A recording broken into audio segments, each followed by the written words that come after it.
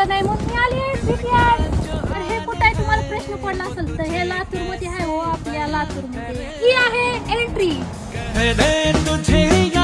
हे selfie point, हे family station, birthday point. इथं तुम्ही तुमचा फ्रेंडचा फॅमिलीचा बर्थडे सेलिब्रेट करू झोपात.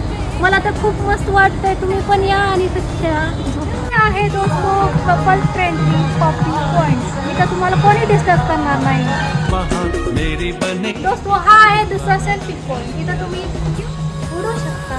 हे आहे शेतकऱ्याचा बैलगाडा, पण याच्यात बैलच नाही, तर तुम्ही तुमच्या 2 मित्राला घेऊन येऊ शकता.